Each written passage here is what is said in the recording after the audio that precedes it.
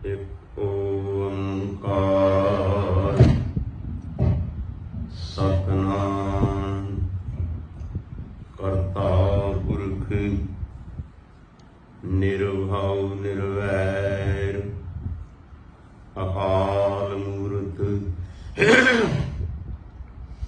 आजुनी seven गुर प्रसाद ज्ञान अंजन गुर दिया अज्ञान दे विनाश हर कृपा ते संत भेटिया नानक मन प्रगास जेता जियो पिंड सब तेरा तू अंतरयामी पुरख भगवान दासन दास कहे जन नानक जे हाथ कराहे ते हाँ करी वख्यान दासन दास कहे जन नानक जे हाथ कराहे ते हाँ करी वख्यान छतर चवत ते मालक दसहूं पातशाहियों के स्वरूप आजरा यूर याहरा यूर जुगो जुग अटल आद श्री गुरु ग्रंथ साहिब महाराज सतगुरु सच्चे पातशाह जी ने पावन पवित्र दरबार विखे सुभाईमान गुरु रूप गुरु स्वरूप सत संगी जनों फतेह अर्ज है। वाहिगुरु जी का खालसा वाहिगुरु जी की फतेह। मानयोग सत संगी जनों, जो कि कितने रोज तो आद श्री गुरु ग्रंथ साहिब जी दे जो दूसरे नंबर दे राग हैं राग माझ दे वार दा लड़ीवार विचार आरंभ है। लड़ी मुताबक अज राग माझ दी वार दी 11वीं पौड़ी आरंभ है। 11वीं पौड़ी का पहला श्लोक जगत गुरु बाबा धन गुरु नानक देव साहिब महाराज बख्शिश करते हैं। आप सरवण करो जी। श्लोक महला पहला जहां पक्का तां कटिया रही सो पल्लरवाड़ सण की सारा जिथे कण लाया तन झाड़ दोए पुड़ चक्की जोड़ कर पीसण आई बैठ जो दर है सो बरे नानक अजब डिठ जा पक्का ता कटिया रहे सो पल्लरवाड़ सण की सारा चिथिया कण लाया तन झाड़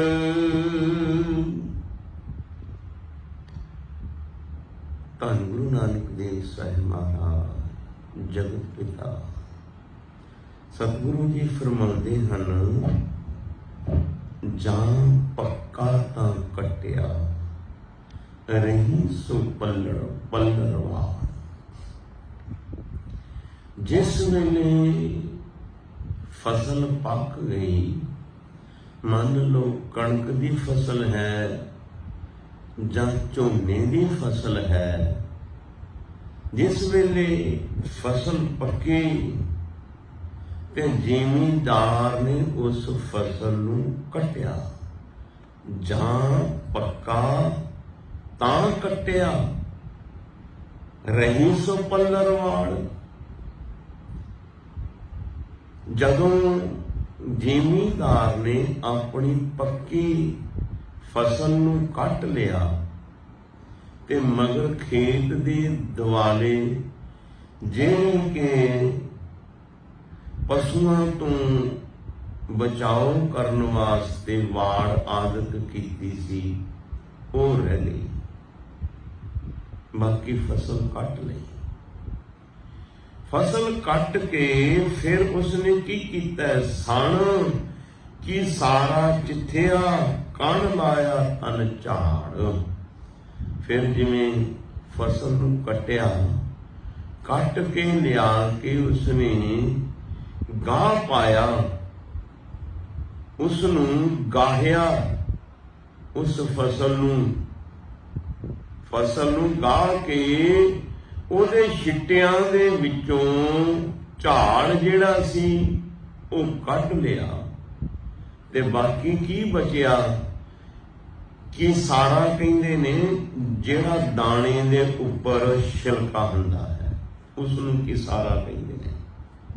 ਵੈਸੇ ਤੇ ਕਿ ਸਾਰੇ ਦੇ ਮਤਲਬ ਹੋਰ ਵੀ ਬਹੁਤ ਨੇ, ਇੱਕ ਨਹੀਂ ਇਹਦਾ ਭਾਵ-ਅਰਥ, ਇਸ ਦੇ ਭਾਵ-ਅਰਥ ਬਹੁਤ ਕੀਤੇ ਗਏ ਨੇ, ਪਰ ਇੱਥੇ ਕੀ ਸਾਰਾ ਦਾ ਮਤਲਬ ਹੈ ਦਾਣੇ ਦੇ ਉੱਪਰਲਾ ਜਿਹੜਾ ਛਿਲਕਾ ਹੈ ਨਾ, ਜਿਸ ਦੇ ਵਿੱਚ ਦਾਣਾ ਪੈਕ ਕੀਤਾ ਹੋਇਆ ਛਿੱਟੇ ਦੇ ਵਿੱਚ, ਉਹ ਦਾਣੇ ਦਾ ਜਿਹੜਾ ਛਿਲਕਾ ਤੇ ਪਰਾਲੀ ਇਹ ਛੱਡ ਦਿੱਤੇ, ਤੇ ਬਾਕੀ ਸਭ ਦਾਣੇ ਕਣ ਲਾਇਆ ਤਨ ਝਾੜ। ਉਹਦੇ ਵਿੱਚ ਜਿਹੜਾ ਦਾਣਾ ਫੱਕਾ ਉਹ ਝਾੜ ਕੇ ਉਹਦੇ ਵਿੱਚੋਂ ਕੱਢ ਲਿਆ, ਤੇ ਫਿਰ ਕੱਢ ਕੇ ਉਸ ਨੂੰ ਸਾਫ਼ ਕਰਕੇ ਫਿਰ ਉਸ ਨੂੰ ਕੀ ਕੀਤਾ, ਖਾਣ ਵਾਲੇ ਨੇ, ਉਸ ਦਾ ਆਟਾ ਬਣਾਉਣ ਵਾਲੇ ਨੇ ਦੋਏ ਪੁਰ ਚੱਕੀ ਜੋੜ ਕੇ ਪੀਸਣ ਆਏ ਬੈਠ। ਦੋਏ ਪੁਰ ਚੱਕੀ ਜੋੜ ਕੇ ਪੀਸਣ ਆਏ ਬੈਠ। ਅੱਜ ਕੱਲ੍ਹ ਤੇ ਪਾਵਰ ਦੀਆਂ ਚੱਕੀਆਂ ਲੱਗ ਗਈਆਂ ਨੇ ਨਾ, ਪਹਿਲਾਂ ਹੱਥ ਦੇ ਨਾਲ ਚੱਕੀ ਗੇੜੀ ਜਾਂਦੀ ਸੀ, ਚਲਾਈ ਜਾਂਦੀ ਸੀ। ਚੱਕੀ ਦੇ ਵਿੱਚ ਦਾਣੇ ਪਾਉਣੇ ਤੇ ਚੱਕੀ ਨੂੰ ਫੇਰਨਾ ਤੇ ਆਟਾ ਬਣ ਜਾਣਾ। ਸਤਿਗੁਰੂ ਕਹਿੰਦੇ ਦੋਏ ਪੁਰ ਚੱਕੀ ਜੋੜ ਕੇ ਪੀਸਣ ਆਏ ਬੈਠ। ਪੀਣ ਵਾਸਤੇ ਬੈਠ ਗਿਆ ਉਸ ਦਾਣਿਆਂ ਨੂੰ, ਉਸ ਫਸਲ ਨੂੰ, ਉਸ ਅੰਨ ਨੂੰ। ਤੇ ਗੁਰੂ ਸਾਹਿਬ ਜੀ ਕੀ ਕਹਿੰਦੇ ਨੇ? ਕਹਿੰਦੇ ਨੇ ਜੋ ਦਰ ਰਹੇ ਸੇ ਉਬਰੈ, ਜੋ ਦਰ ਰਹੇ ਸੋ ਉਬਰੈ, ਨਾਨਕ ਅਜ਼ਬ ਡੇਠ। ਤਾਂ ਗੁਰੂ ਨਾਨਕ ਦੇਵ ਸਾਹਿਬ ਮਹਾਰਾਜ ਕਹਿੰਦੇ ਅਸੀਂ ਇੱਕ ਅਜ਼ਬ, ਅਜੀਬ, ਅਲੌਕਿਕ ਤਮਾਸ਼ਾ ਖੇਲ ਵੇਖਿਆ। ਉਸ ਚੱਕੀ ਦੇ ਪੁੜਾਂ ਨੇ ਮਣਾ ਮੂੰਹੀ ਦਾਣੇ ਪੀ ਕੇ ਆਟਾ ਮੈਦਾ ਬਣਾ ਦਿੱਤੇ, ਪਰ ਜਿਹੜੇ ਦਾਣੇ ਉਸ ਦੇ ਸੈਂਟਰ ਵਾਲੀ ਕਿੱਲੀ ਦੇ ਨਾਲ ਲੱਗੇ ਰਹੇ ਨਾ, ਜਿੱਥੋਂ ਦੀ ਉਹ ਦਾਣੇ ਪਾਉਂਦਾ, ਜਿਸ ਦੇ ਦੁਆਲੇ ਇਹ ਪੱਥਰ ਦੇ ਉਹ ਚੱਕ ਘੁੰਮਦੇ ਨੇ, ਉਹਦੇ ਇੱਕ ਸੈਂਟਰ 'ਚ ਧੁਰਾ ਹੁੰਦਾ ਹੈ। ਜਿਹੜੇ ਉਹ ਦਾਣੇ ਉਸ ਧੁਰੇ ਦੇ ਨਾਲ ਲੱਗੇ ਰਹਿ ਗਏ, ਉਹ ਪੀਸੇ ਨਹੀਂ ਗਏ, ਉਹ ਬਚ ਗਏ। ਜੋ ਦਰ ਰਹੇ ਸੋ ਉਬਰੈ, ਜਿੱਥੋਂ ਦਾਣੇ ਪਾਏ ਜਾਂਦੇ ਸੀ ਨਾ, ਉਸ ਜਗ੍ਹਾ ਤੇ ਜਿਹੜਾ ਦਰ ਬਣਿਆ ਸੀ, ਕਿੱਲੀ ਬਣੀ ਹੋਈ ਸੀ। ਜਗਤ ਗੁਰੂ ਬਾਬਾ ਜੀ ਮਾਲੀ ਗੌੜਾ ਰਾਗ ਦੇ ਅੰਦਰ ਇੱਕ ਬੜਾ ਸੁੰਦਰ ਫਰਮਾਨ ਦਿੰਦੇ ਨੇ। ਉਹ ਕੀ ਕਹਿੰਦੇ ਨੇ? ਉਹ ਕਹਿੰਦੇ ਨੇ ਜੈਸੇ ਆਂਡੋ ਹਿਰਦੈ ਮਾਹੇ, ਜੈਸੋ ਦਾਨੂ ਚੱਕੀ ਦਰਾਹੇ। ਜਿਸ ਤਰ੍ਹਾਂ ਕੂੰਜ ਜਿਹੜੀ ਹੈ ਉਹ ਪਹਾੜਾਂ ਦੇ ਵਿੱਚ ਦੂਰ ਦਰਾਡੇ ਆਂਡੇ ਦੇ ਕੇ ਆ ਜਾਂਦੀ ਹੈ, ਉਹਨਾਂ ਨੂੰ ਮਨ ਵਿੱਚ ਸਿਮਰਦੀ ਰਹਿੰਦੀ, ਯਾਦ ਕਰਦੀ ਰਹਿੰਦੀ ਹੈ। ਤੇ ਜਿਹੜੇ ਦਾਣੇ ਜਗਤ ਗੁਰੂ ਬਾਬਾ ਜੀ ਕਹਿੰਦੇ ਜੈਸੋ ਆਂਡੋ ਹਿਰਦੇ ਮਾਹੇ, ਜੈਸੋ ਦਾਨੂ ਚੱਕੀ ਦਰਾਹੇ। ਚੱਕੀ ਦੇ ਕਿੱਲੀ ਦੇ ਨਾਲ ਜਿਹੜੇ ਦਾਣੇ ਲੱਗ ਜਾਂਦੇ ਨੇ ਉਹ ਪੀਸੇ ਨਹੀਂ ਜਾਂਦੇ। ਇਹਦਾ ਮਤਲਬ ਹੈ ਜਿਹੜੇ ਚੱਕੀ ਦੇ ਧੁਰੇ ਨਾਲ ਲੱਗ ਜਾਂਦੇ ਨੇ ਜਾਣੇ, ਦਾਣੇ ਤੇ ਚੱਕੀ ਸੈਂਕੜੇ ਮਨ ਪੀਸ ਕੇ ਆਟਾ ਬਣਾ ਦਿੰਦੀ ਹੈ, ਤੇ ਜਿਹੜੇ ਦਾਣੇ ਉਸ ਦੇ ਧੁਰੇ ਨਾਲ ਲੱਗੇ ਰਹਿੰਦੇ ਨੇ ਉਹ ਪੀਸੇ ਨਹੀਂ ਜਾਂਦੇ, ਪੀਸਣ ਤੋਂ ਬਚ ਜਾਂਦੇ। ਇਹਦਾ ਮਤਲਬ ਜਗਤ ਗੁਰੂ ਬਾਬਾ ਜੀ ਕਹਿੰਦੇ ਨੇ ਇਹ ਜਿਹੜਾ ਦੌਰ ਚੱਲ ਰਿਹਾ ਨਾ ਵਿਸ਼ੇ ਵਿਕਾਰਾਂ ਦਾ, ਇਹ ਵਿਸ਼ੇ ਵਿਕਾਰਾਂ ਦੇ ਦੌਰ ਦੇ ਵਿੱਚ ਜਿਹੜਾ ਆ ਗਿਆ ਇਹ ਵਿਸ਼ੇ ਵਿਕਾਰ ਝੂਠ, ਚੋਰੀ, ਨਿੰਦਿਆ, ਚੁਗਲੀ, ਪਰਾਇਆ ਹੱਕ, ਇਹ ਜਿਹੜੇ ਬੁਰੇ ਕਰਮ ਹਨ, ਜਿਹੜਾ ਬੁਰੇ ਕਰਮਾਂ ਦੀ ਲਪੇਟ ਵਿੱਚ ਆ ਗਿਆ ਇਹ ਬੁਰੇ ਕਰਮ ਉਸ ਨੂੰ ਪੀਸ ਕੇ ਰੱਖ ਦਿੰਦੇ ਨੇ। ਬਚਦਾ ਕੌਣ ਹੈ? ਜਿਹੜਾ ਗੁਰੂ ਕੇ ਸ਼ਬਦ ਨਾਲ, ਨਾਮ ਨਾਲ ਜੁੜ ਗਿਆ, ਉਹਦਾ ਬਚਾਅ ਹੋ ਗਿਆ। ਜਿਹੜਾ ਗੁਰੂ ਕੇ ਸ਼ਬਦ ਨਾਲ, ਇਹ ਧੁਰਾ ਹੈ गुरु का शब्द, गुरु का नाम, जो गुरु के नाम नाल जुड़ गए वो बच गए। बाकी जेड़े लोग विषय प्रकारां दी लपेट विच आए वो रगड़े गए। इस वेले युग ही ऐसा है, इस युग दे विच कोई विरले जेड़े शब्द नाल जुड़े ने, नाम नाल, बाणी नाल जुड़े ने, वो इस विषय विकारां दी लपेट चों बचे ने। ਮੈਨੂੰ ਇੱਕ ਛੋਟੀ ਜਿਹੀ ਸਾਖੀ ਕਹਿ ਲਓ ਜਾਂ ਕਹਾਣੀ ਕਹਿ ਲਓ, ਸਨਾਤਨ ਮਤ ਦੀ ਹੈ। ਵੈਸੇ ਤੇ ਜਿੱਥੋਂ ਸਿੱਖਿਆ ਮਿਲੇ, ਸਾਡੀ ਜਿਹੜੀ ਗੁਰਮਤ ਦੀ ਰਹਿਣੀ ਬਹਿਣੀ ਹੈ, ਗੁਰਮਤ ਮਰਿਆਦਾ ਹੈ, ਉਸ ਮੁਤਾਬਕ ਸਿੱਖ ਨੂੰ ਹੁਕਮ ਹੈ ਭਈ ਇੱਕ ਗੁਰੂ ਗ੍ਰੰਥ ਸਾਹਿਬ ਤੋਂ ਬਗੈਰ ਕਿਸੇ ਧਾਰਮਿਕ ਗ੍ਰੰਥ ਦੇ ਉੱਤੇ ਆਪਣਾ ਅਕੀਦਾ ਨਾ ਰੱਖੇ। ਜਾਣਕਾਰੀ ਵਾਸਤੇ ਅਨਮਤਾਂ ਦੇ ਗ੍ਰੰਥ ਪੜ੍ਹੇ ਜਾ ਸਕਦੇ ਨੇ, ਜਾਣਕਾਰੀ ਵਾਸਤੇ, ਗਿਆਨ ਵਾਸਤੇ, ਉਹਨਾਂ ਮਤਾਂ ਦਾ ਗਿਆਨ ਪ੍ਰਾਪਤ ਕਰਨ ਵਾਸਤੇ, ਪਰ ਇਸ ਗੁਰਸਿੱਖ ਦਾ ਯਕੀਨ, ਨਿਸ਼ਾਨਾ ਯਕੀਨ ਵਾਹਿਗੁਰੂ गुरु ग्रंथ साहिब ते अपने गुरमत दे ग्रंथां ते होना चाहिए। अनमतां दे ग्रंथां नूं इह यकीन ना लियावे, सत्कार जरूर करे, पढ़ भी सकदा है। इहदे विचों बहुत चीज़ां वधिया लभ सकदियां, जिवें हुण कुरान है, कुरान दे अंदर भी बहुत सुंदर शब्द ने, आयतां ने ਜਿਹੜੀਆਂ कि इंसान नूं ਗਿਆਨ ਦਿੰਦੀਆਂ ਨੇ। ਜਿਵੇਂ ਮੈਂ ਕੁਰਾਨ ਪੜ੍ਹਿਆ ਤੇ ਨਹੀਂ, ਮੈਂ ਵੀ ਕਹਾਂ ਕਿ ਕੁਰਾਨ ਪੜ੍ਹਿਆ, ਮੈਂ ਇੱਕ ਆਇਤ ਉਸ ਦੀ ਪੜ੍ਹੀ ਕਿਸੇ ਪੁਸਤਕ ਦੇ ਵਿੱਚ, ਉਹ ਬੜੀ ਸੁੰਦਰ ਮੈਨੂੰ ਲੱਗੀ। ਉਹਨਾਂ ਨੇ ਕੁਰਾਨ ਦੀ ਆਇਤ ਕੀ ਲਿਖਿਆ, ਉਹ ਕਹਿੰਦੇ ਯਾ ਹੰਨਸੋ ਆਬਾਦੂ ਰੱਬਾ ਕੁਲ ਲਗੀ, या हंसो ऐ बंदे बंदा बन। ते अगों बंदे ने कहा जे बंदा बना तो की करा, या हंसो आबादू। अगों जवाब आया इबादत कर, बंदगी कर। ते अगों बंदे ने कहा कई बंदगी करा, रब्बा, ये अरबी फारसी का लफ्ज है रब, रब्बा, रब की बंदगी कर। उसने कहा केड़े रब की बंदगी करा, कुल लगे जिस रब दे एक शब्द कहण ते ये सारा ब्रह्मंड बन गया।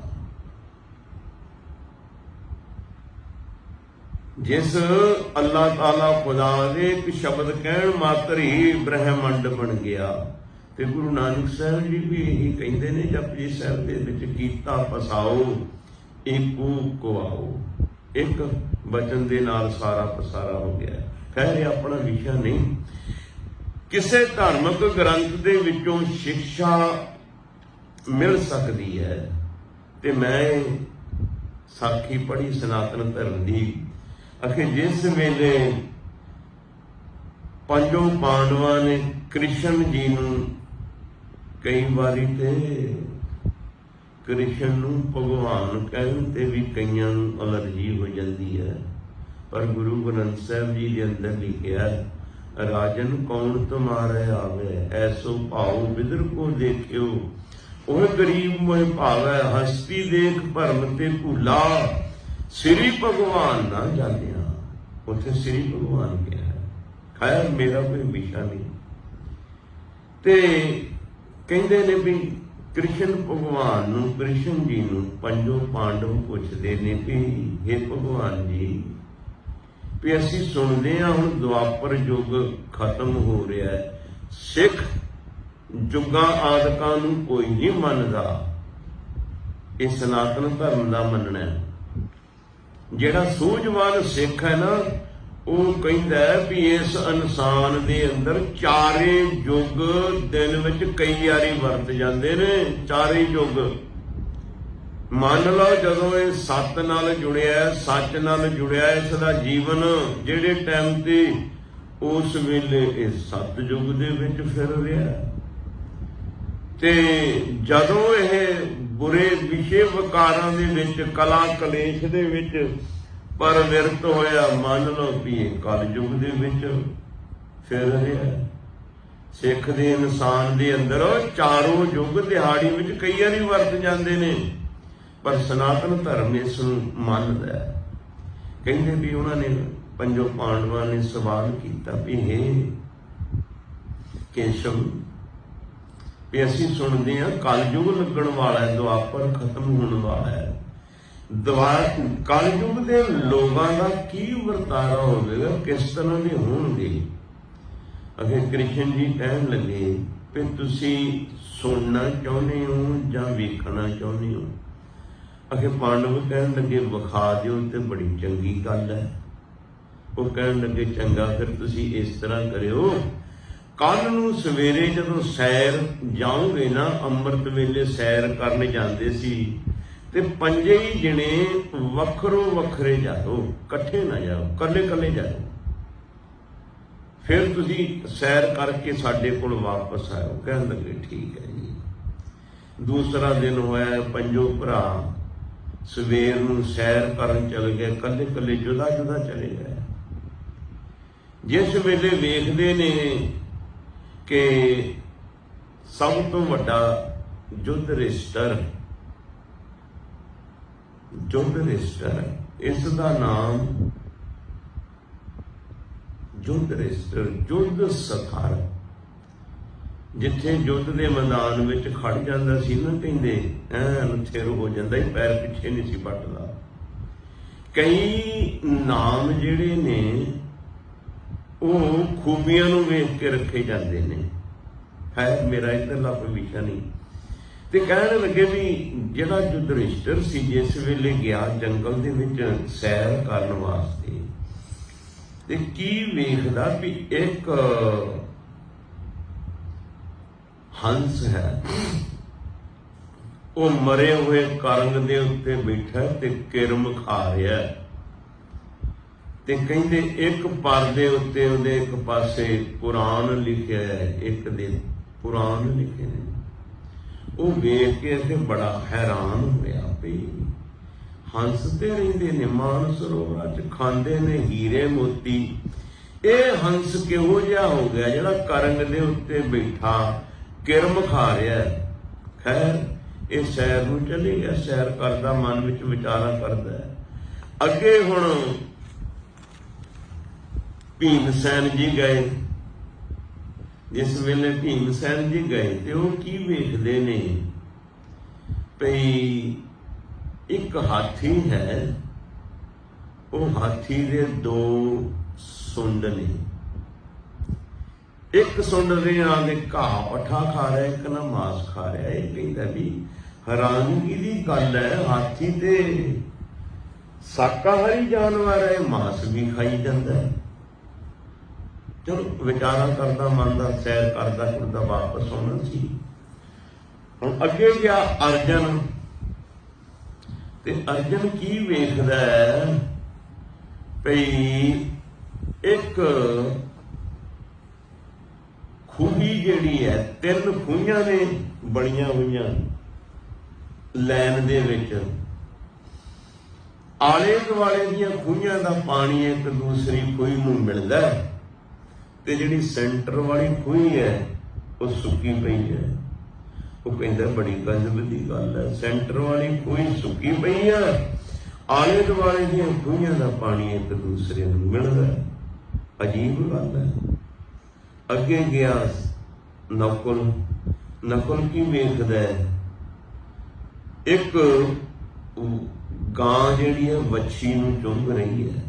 ਕਹਿੰਦਾ ਅਜੀਬ ਖੇਲ ਹੈ, ਚੁੰਗਣਾ ਤੇ ਵੱਛੀ ਨੇ ਗਾਂ ਨੂੰ ਸੀ, ਪਰ ਇਹ ਗਾਂ ਵੱਛੀ ਨੂੰ ਚੁੰਗ ਰਹੀ ਹੈ। ਅੱਗੇ ਸਹਿਦੇਵ ਗਿਆ। ਸਹਿਦੇਵ ਕੀ ਵੇਖਦਾ ਹੈ, ਇੱਕ ਪਹਾੜ ਤੋਂ ਬੜਾ ਵੱਡਾ ਪੱਥਰ ਰੁੜਿਆ ਹੁੰਦਾ ਹੈ।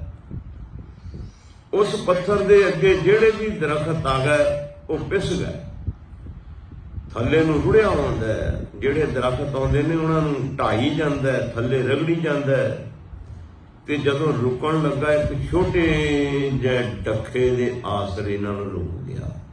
ਕਹਿੰਦਾ ਵੀ ਕਮਾਲ ਹੋ ਗਈ, ਵੱਡੇ ਵੱਡੇ ਦਰਖਤ ਇਸਨੇ ਢਾ ਦਿੱਤੇ, ਤੋੜ ਦਿੱਤੇ, ਇਸ ਪਹਾੜ ਦੇ ਟੁਕੜੇ ਨੇ, ਪਰ ਜੇ ਰੁਕਣ ਲੱਗਾ ਇੱਕ ਡੱਖੇ ਦੇ ਆਸਰੇ ਰੁਕ ਗਿਆ। ਅੜੀ ਅਜੀਬ ਖੇਲ ਹੈ। ਇਹ ਪੰਜੋ ਹੀ ਭਰਾ ਜਿਸ ਵੇਲੇ ਵਾਪਸ ਸੈਰ ਕਰਕੇ ਆਏ ਤੇ ਕ੍ਰਿਸ਼ਨ ਜੀ ਨੂੰ ਮਿਲੇ, ਕ੍ਰਿਸ਼ਨ ਭਗਵਾਨ ਜੀ ਨੂੰ, ਤੇ ਕ੍ਰਿਸ਼ਨ ਭਗਵਾਨ ਜੀ ਕਹਿਣ ਲੱਗੇ ਵੀ ਗਏ ਅੱਜ ਸੈਰ ਨੂੰ? ਹਾਂਜੀ ਮਹਾਰਾਜ। ਜਦ ਯੁਧਿਸ਼ਠਿਰ ਨੂੰ ਪੁੱਛਣ ਲੱਗੇ ਵੀ ਤੂੰ ਕੁਝ ਸੈਰ ਕਰਦਿਆਂ ਵੇਖਿਆ? ਹਾਂਜੀ ਬੜੀ ਅਜੀਬ ਖੇਲ ਵੇਖਿਆ। ਕੀ ਵੇਖਿਆ? ਮੈਂ ਵੇਖਿਆ ਵੀ ਇੱਕ ਹੰਸ ਜਿਹੜਾ ਹੈ ਕਰੰਗ ਦੇ ਉੱਤੇ ਬੈਠਾ, ਕਰੰਗ ਦੇ ਉੱਤੇ ਬੈਠਾ, ਕਿਰਮ ਖਾ ਰਿਹਾ, ਕੀੜੇ ਖਾ ਰਿਹਾ। ਹੰਸ ਦਾ ਚੁਗਣਾ ਹੁੰਦਾ ਹੀਰੇ ਮੋਤੀ, ਪਰ ਇਹ ਕੀੜੇ ਖਾ ਰਿਹਾ। ਇੱਕ ਦੇ ਉੱਤੇ ਪੁਰਾਣ ਖੰਭ ਦੇ ਉੱਤੇ ਲਿਖੇ ਨੇ, ਇੱਕ ਦੇ ਉੱਤੇ ਪੁਰਾਣ ਦੀਆਂ ਆਇਤਾਂ ਲਿਖੀਆਂ ਹੋਈਆਂ ਨੇ। ਬੜੀ ਹੈਰਾਨਗੀ ਦੀ ਗੱਲ ਹੈ। ਇਹ ਕੀ ਮਾਜਰਾ ਹੈ ਜੀ? ਕ੍ਰਿਸ਼ਨ ਕਹਿਣ ਲੱਗੇ, ਹੇ ਯੁਧਿਸ਼ਠਿਰ, ਤੁਸੀਂ ਪੁੱਛਿਆ ਵੀ ਕਲਯੁਗ ਦੇ ਲੋਕ ਕਿਸ ਤਰ੍ਹਾਂ ਦੇ ਹੋਣਗੇ?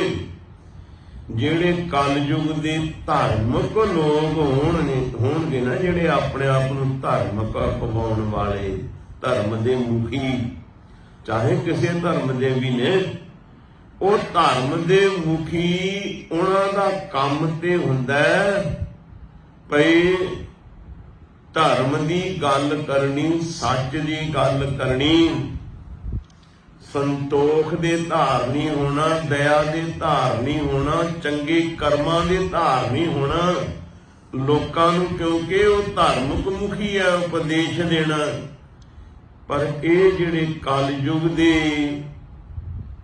ਧਾਰਮਿਕ ਮੁਖੀ ਹੋਣਗੇ ਨਾ, ਇਹਨਾਂ ਦਾ ਇਸ ਤਰ੍ਹਾਂ ਦਾ ਵਰਤਾਰਾ ਹੋਵੇਗਾ ਜਿਵੇਂ ਹੰਸ ਦਾ ਕੰਮ ਤੇ ਹੈ ਮਾਨ ਸਰੋਵਰਾਂ ਤੇ ਰਹਿਣਾ ਤੇ ਹੀਰੇ ਮੋਤੀ ਚੁਗਣੇ, ਪਰ ਇਹ ਹੰਸ ਤੁਸੀਂ ਵੇਖਿਆ ਕਰੰਗ ਦੇ ਉੱਤੇ ਬੈਠਾ, ਕਿਰਮ ਖਾ ਰਿਹਾ। ਕਲਯੁਗ ਦੇ ਜਿਹੜੇ ਧਾਰਮਿਕ ਲੋਕ ਹੋਣਗੇ ਨਾ, ਜਿਹੜੇ ਆਪਣੇ ਆਪ ਨੂੰ ਰੱਬ ਦੇ ਬੰਦੇ ਕਹਾਉਣ ਵਾਲੇ, ਉਹ ਬਜਾਏ ਅੱਛੇ ਗੁਣਾਂ ਦੇ ਉਹ ਬੁਰੇ ਅਵਗੁਣਾਂ ਦੇ ਭਰੇ ਹੋਣਗੇ।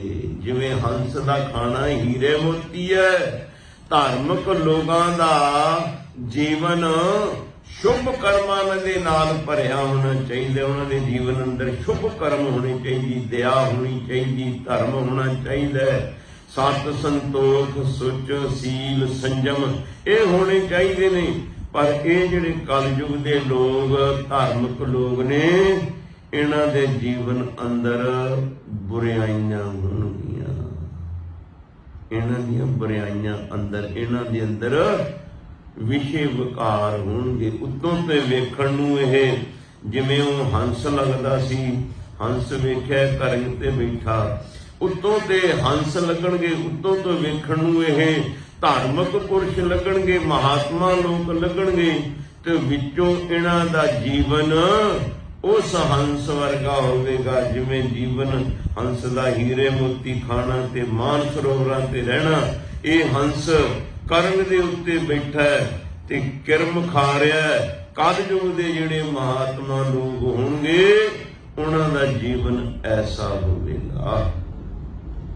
फिर वो कहण लगे भीमसैन नूं कि तुसीं कुछ वेख्या? वो कहण लगे जी मैं वेख्या की वेख्या? एक हाथी वेख्या, ਉਹ ਮਾਸ ਵੀ ਖਾਈ ਜਾਂਦਾ ਹੈ ਤੇ ਘਾਹ ਪੱਠਾ ਵੀ ਖਾਈ ਜਾਂਦਾ ਹੈ। ਹਾਥੀ ਤੇ ਸ਼ਾਕਾਹਾਰੀ ਜਾਨਵਰ ਹੈ, ਘਾਹ ਪੱਠਾ ਖਾਣ ਵਾਲਾ ਹੈ, ਇਹ ਮਾਸ ਵੀ ਖਾਈ ਜਾਂਦਾ ਹੈ। ਉਹ ਕਹਿਣ ਲੱਗੇ ਕਲਯੁਗ ਦੇ ਜਿਹੜੇ ਮੋਹਤਬਾਰ ਲੋਕ ਹੋਣਗੇ, ਰਾਜੇ ਲੋਕ ਹੋਣਗੇ, ਲੀਡਰ ਲੋਕ ਹੋਣਗੇ, ਪ੍ਰਜਾ ਦੇ ਚੁਣੇ ਹੋਏ ਲੋਕ ਹੋਣਗੇ ਨਾ, ਉਹਨਾਂ ਦਾ ਕੰਮ ਤੇ ਹੈ ਭਈ ਸੱਚ ਦੀ ਅਗਵਾਈ ਭਰਨੀ। ਹਾਥੀ ਦਾ ਕੰਮ ਤੇ ਹੈ ਵੀ ਘਾਹ ਪੱਠਾ ਖਾਣਾ, ਮਾਸ ਨਹੀਂ ਖਾਂਦਾ। ਕਲਯੁਗ ਦੇ ਮੋਹਤਬਾਰ ਲੋਕ, ਲੀਡਰ ਲੋਕ, ਉਹਨਾਂ ਦਾ ਕੰਮ ਤੇ ਹੈ ਸੱਚੇ ਦੀ ਅਗਵਾਈ ਭਰਨੀ। ਪਰ ਜਿਹੜੇ ਕਲਯੁਗ ਦੇ ਲੋਕ ਹੋਣਗੇ ਉਹ ਸੱਚੇ ਕੋਲੋਂ ਵੀ ਰਿਸ਼ਵਤ ਖਾਣਗੇ ਤੇ ਝੂਠੇ ਕੋਲੋਂ ਵੀ ਰਿਸ਼ਵਤ ਖਾਣਗੇ।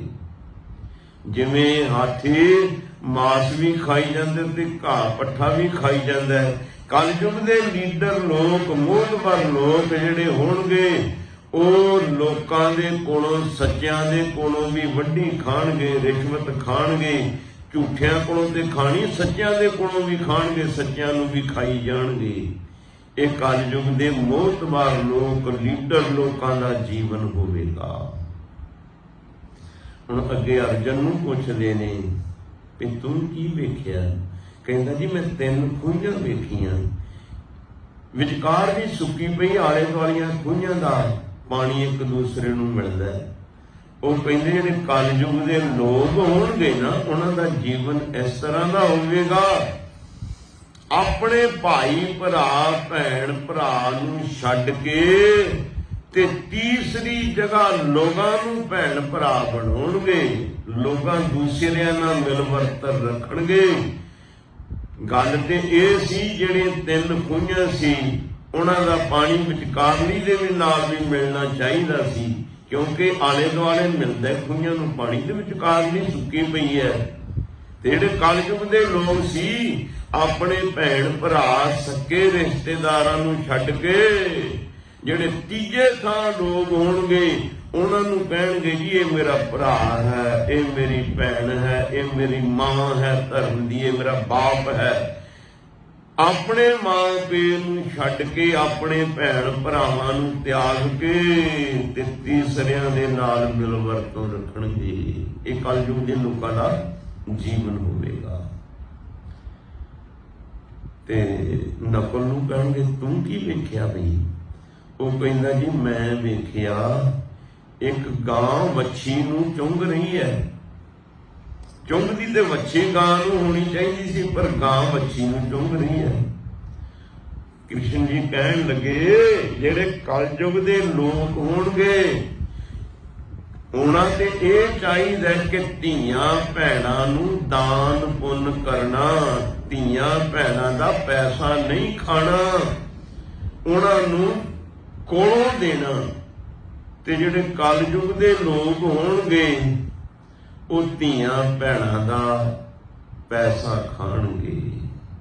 ਜਿਵੇਂ ਹੈ ਤੇ ਸਚਾਈ, ਵੱਛੀ ਨੂੰ ਗਾਂ ਨੂੰ ਚੁੰਘਣਾ ਚਾਹੀਦਾ ਨਾ, ਵੱਛੀ ਗਾਂ ਨੂੰ ਚੁੰਘੇ ਤੇ ਗੱਲ ਬਣਦੀ ਹੈ।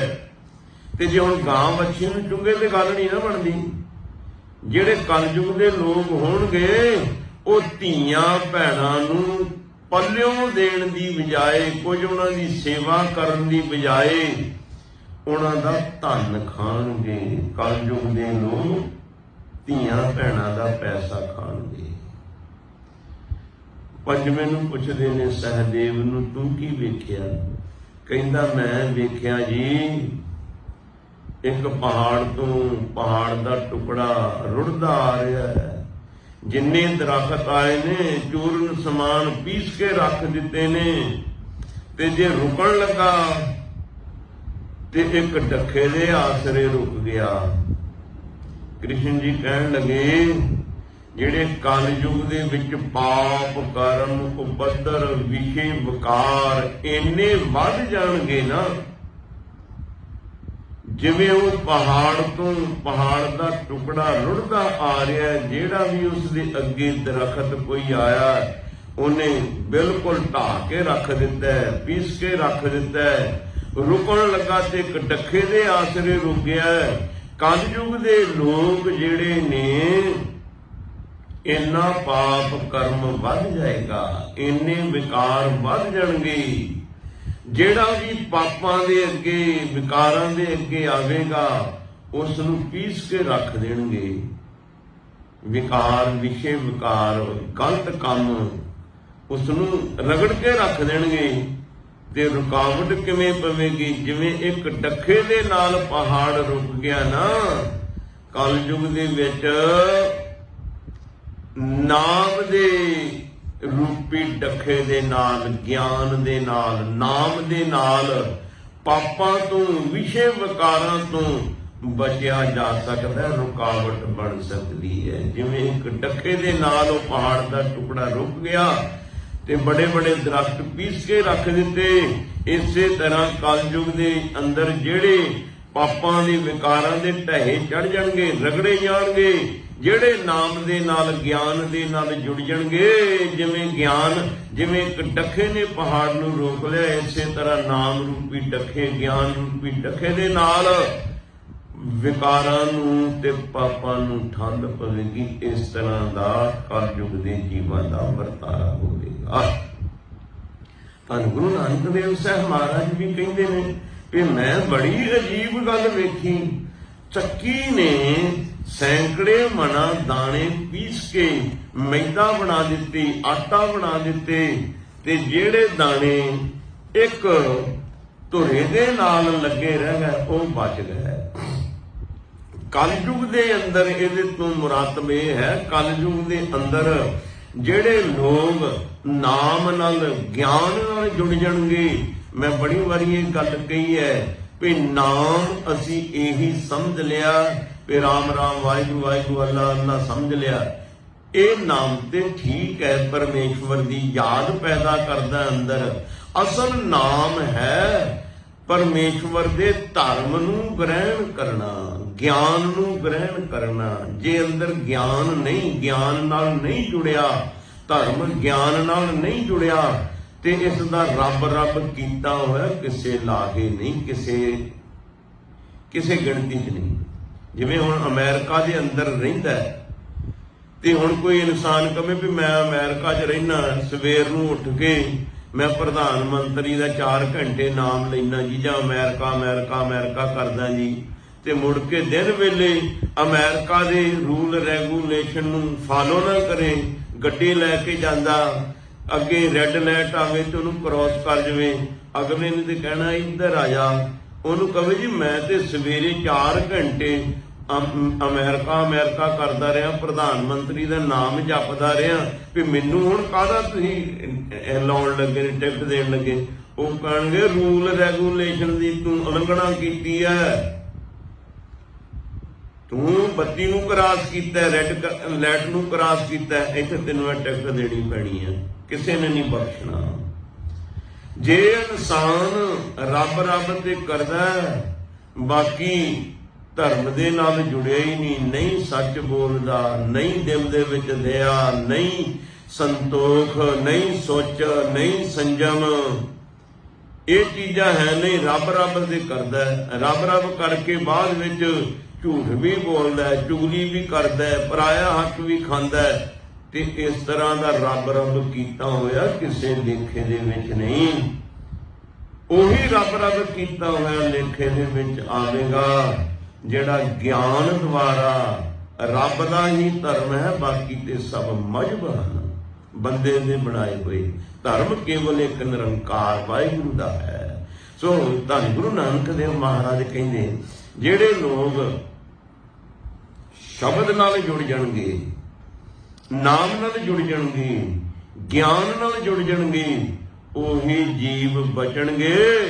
ਬਾਕੀ ਤੇ ਅੱਜ ਦੇ ਦੌਰ ਵਿੱਚ ਵਿਸ਼ੇ ਵਿਕਾਰ ਪਾਪ ਇੰਨੇ ਵੱਧ ਗਏ ਨੇ, ਜਿਵੇਂ ਚੱਕੀ ਦੇ ਪੁੜਾਂ ਨੇ ਦਾਣਿਆਂ ਨੂੰ ਪੀਸ ਕੇ ਆਟਾ ਬਣਾ ਦਿੱਤਾ ਤੇ ਜਿਹੜੇ ਦਾਣੇ ਧੁਰੇ ਦੇ ਨਾਲ ਲੱਗੇ ਰਹਿ ਗਏ ਉਹ ਬਚ ਗਏ। ਇਸੇ ਤਰ੍ਹਾਂ ਇਸ ਦੌਰ ਦੇ ਅੰਦਰ ਜਿਹੜੇ ਗਿਆਨ ਦੇ ਨਾਲ, ਗੁਰੂ ਦੇ ਨਾਲ, ਨਾਮ ਦੇ ਨਾਲ, ਬਾਣੀ ਦੇ ਨਾਲ ਲੱਗੇ ਰਹਿਣਗੇ ਉਹ ਬਚ ਜਾਣਗੇ। ਜਿਹੜੇ ਬਾਣੀ ਤੋਂ, ਨਾਮ ਤੋਂ, ਗਿਆਨ ਤੋਂ ਦੂਰ ਚਲੇ ਜਾਣਗੇ ਉਹ ਇਸ ਦੌਰ ਦੇ ਵਿੱਚ ਪਿਸ ਜਾਣਗੇ। ਜਿਵੇਂ ਚੱਕੀ ਦੇ ਪੁੜਾਂ ਨੇ ਦਾਣੇ ਪੀ ਦਿੱਤੇ, ਜਿਹੜੇ ਦਾਣੇ ਕਿੱਲੀ ਨਾ ਲੱਗੇ ਉਹ ਬਚ ਗਏ। ਤੇ ਅਜ਼ਬ ਖੇਲ, ਅਲੌਕਿਕ ਖੇਲ ਜਗਤ ਗੁਰੂ ਬਾਬਾ ਜੀ ਕਹਿੰਦੇ ਮੈਂ ਡਿੱਠਾ। ਤੇ ਅੱਗੇ ਹੁਣ ਜਗਤ ਗੁਰੂ ਬਾਬਾ ਜੀ ਫਰਮਾਨ ਕਰਦੇ ਹਨ, ਜੋ ਕਿ ਇਸ ਦਾ ਵਿਚਾਰ ਆਪਾਂ ਕੱਲ ਦੇ ਦੀਵਾਨ ਚ ਕਰਾਂਗੇ। ਸਮਾਂ ਹੋ ਗਿਆ, ਇਤਨੇ ਕੁ ਲਫ਼ਜ਼ ਸ਼ਬਦ ਕਬੂਲ ਕਰ ਲੈਣੇ, ਤੁਸ਼ ਬੁੱਧੀ ਅਨੁਸਾਰ ਵਿਚਾਰਾਂ ਕਰਦਿਆਂ ਹੋਈਆਂ ਭੁੱਲਾਂ ਗਲਤੀਆਂ ਦੀ ਮੁਆਫੀ ਦੇ ਦੇਣੀ। ਇਹ ਜੋ ਆਪਾਂ ਸ਼ਬਦ ਦੇ ਵਿਚਾਰ ਕੀਤੇ ਨੇ, ਇਸ ਦੀ ਹੀ ਲੜੀ ਅੱਗੇ ਹੈ। ਅਗਲੇ ਸ਼ਲੋਕ ਦੇ ਵਿੱਚ ਇਸ ਦੇ ਨਾਲ ਮਿਲਦਾ ਜੁਲਦਾ ਪੌੜੀ ਦੇ ਵਿੱਚ ਵੀ ਇਸ ਸ਼ਬਦ ਨੂੰ ਹੀ ਸਪੋਰਟ ਕਰਦਾ ਅੱਗੇ ਸ਼ਬਦ ਹੈ। ਸਮਾਂ ਹੋ ਗਿਆ, ਇਸ ਕਰਕੇ ਇਤਨੇ ਕੁ ਸ਼ਲੋਕ ਦਾ, ਇਤਨੇ ਕੁ ਸ਼ਬਦ ਦਾ ਵਿਚਾਰ ਤੁਸੀਂ ਪ੍ਰਵਾਨ ਕਰ ਲੈਣਾ ਤੇ ਅਗਲੇ ਜੋ ਸ਼ਲੋਕ ਤੇ ਪੌੜੀ ਹੈ ਇਹਦਾ ਵਿਚਾਰ ਆਪਾਂ ਅਗਲੇ ਸਮੇਂ ਦੇ ਵਿੱਚ ਕਰਾਂਗੇ। ਹੋਈਆਂ ਭੁੱਲਾਂ ਗਲਤੀਆਂ ਦੀ ਦਿਓ ਮੁਆਫੀ, ਬੁਲਾਓ ਫਤਿਹ। ਵਾਹਿਗੁਰੂ ਜੀ ਕਾ ਖਾਲਸਾ, ਵਾਹਿਗੁਰੂ ਜੀ ਕੀ ਫਤਿਹ।